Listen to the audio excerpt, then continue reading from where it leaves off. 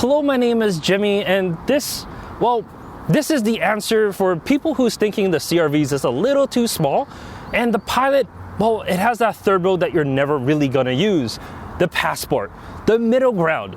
But unlike the middle child, it got some love with this brand new trim, the Trailsport, and some updates here. So in Canada here, the base model is the Sport, whereas in the US it's the EXL. So you actually get some more equipment in the US than in Canada. In the top trim, we have it as the Touring, or in the States, you have it as the Elite. But the Trailsport is very, very similar, so it applies to both. So what is the Trailsport? In truth, it's, well, just a trim package. It doesn't really add any off-road bits or add ruggedness to the vehicle itself. It's exactly the Passport that we've known, really. But there are some kind of cool styling bits. Up front, of course, you got the badge here. The grille is a little bit different, and it looks good in my opinion. I got LED headlamps as well as fog lamps on the bottom. Off to the side here, we have these 18-inch wheels, and they actually kind of remind me of the Element SC wheels. I think those look great. The tires, they look kind of chunky from the outside, but when I turn the wheel, you can see, well, it's pretty standard tread. It has the looks, at least from the outside, but really the ride and the handling, it's just like a regular tire, which is primarily what the Passport is designed for. Not really like off-road bits or anything like that. So that's actually not a bad thing. The rest of it, it's pretty normal. We got some blacked out mirror caps here, blacked out roof rails, and then out back, it's basically the Pilot, but, well, with the rear end kind of lobbed off. I mean, it's still a decent looking vehicle. I don't think there's anything wrong with it, but it is a little stubby back here comparing to the Pilot. I think the Pilot just overall looks a little bit more complete, let's say. You do get some chrome exhaust tips on the bottom, which I do like. If we open up the trunk, on this, I don't have the kick to open. You do have to step up to the top Touring or Elite trim to get that, but you get a pretty good amount of space back here. At 41.2 cubic feet or 77.9 with the second row folded, it's a vast space. And what's nice is there's more underneath. So there's a little cubby here, and if you lift it some more, there's a little bit more room there. You do have the subwoofer as well as the compact spare that's just taking up some space. Unfortunately, it's not a full-size spare. It's kind of how you can tell it's not really designed for off-road. But what I do like is to get access to almost 78 cubic feet of space, there are buttons on the side allowing you to easily fold down that second row. But let's head over there to see exactly how comfortable it is. All right, the back seats of the Passport. I got plenty of headroom, plenty of legroom. I'm 5'11", but I don't feel that tall in here. It's just really, really spacious. The seats are pretty good, I would say, and they have heated seats for that added comfort. What's nice is you can move the seats fore and aft, so that way if you are loading anything bigger in the rear, you can do that. And you can tilt the backrest as well to make yourself a little bit more comfortable. If you are fitting child seats in here, well, as you can see, I have my Kleck Fünf here on the passenger side, and that absolutely fits with no problems. Because of how wide the Passport is, you can actually fit 3 car seats across.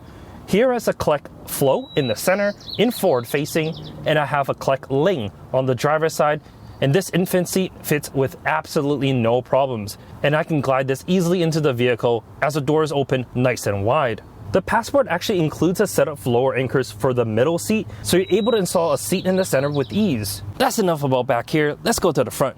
Alright, the front seats of the Passport. If you've seen a Honda Pilot ever since 2016, this is going to be very, very similar.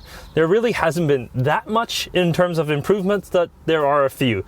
Let me give you the highlights. The seats, they're heated, not cooled. That's only for the Touring or Elite trim, but do have an armrest, and it's actually quite comfortable. In front, the steering wheel looks good, and there's this copper stitching on the inside, and that actually looks pretty good as well. Behind, a half digital analog cluster. Most of the information is in the digital screen in the center, including your tach and speed. It's fine, it shows you everything that you need. No heads-up display, unfortunately, but Speedo does what it needs to and shows you, well, a pretty big speed readout anyways. In terms of the infotainment, it has been updated, but it's still laggy and slow. You do have Android Auto and CarPlay, but you do have to plug it into a USB port. System itself, like I said, it is a little bit slower, but it does work. Everything that you need is there. This being the Trailsport, I don't have the upgraded audio system, so it's not as full and it's not as rich as the top touring trim.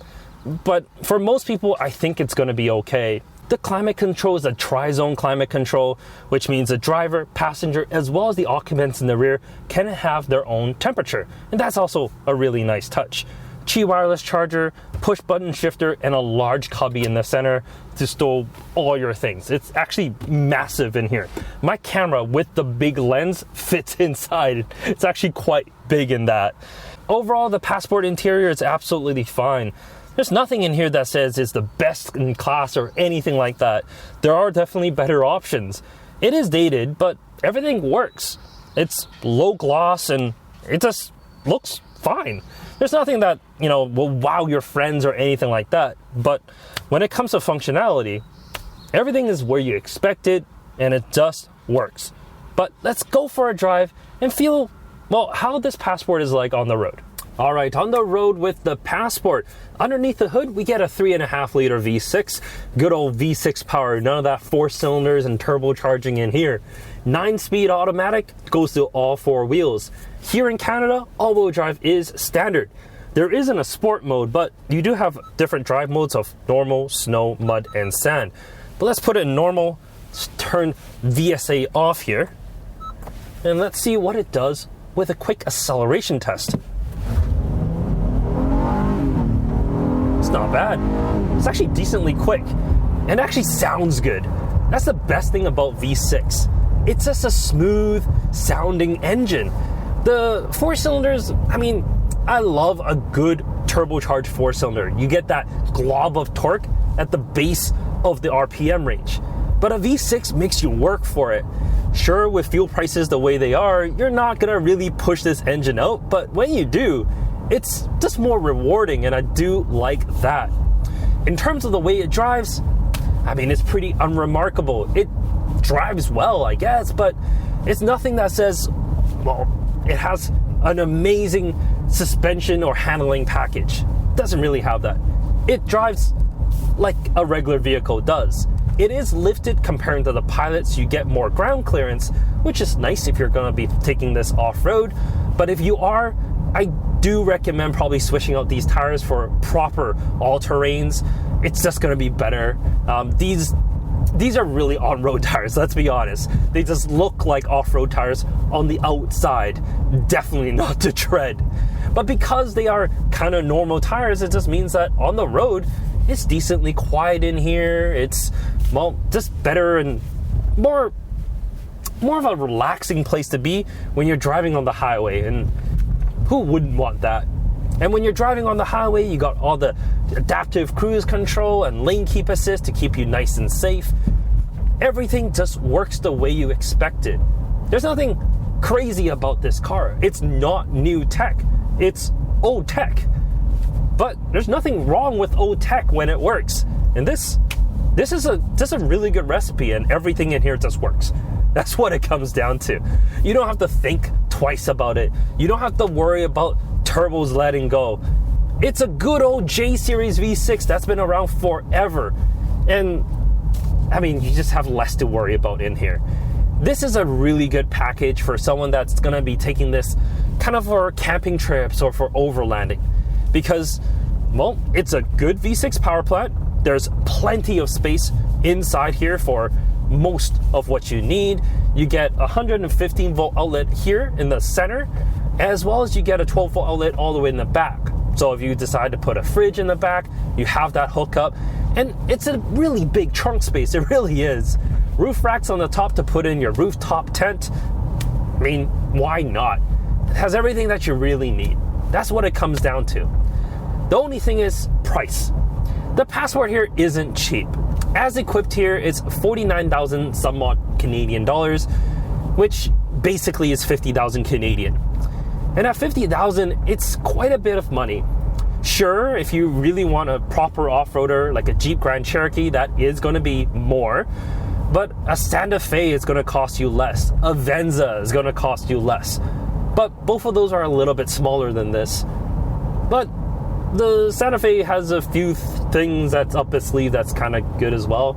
I mean, that turbocharged 2.5 is pretty potent, but I still like the V6. And that's what it is.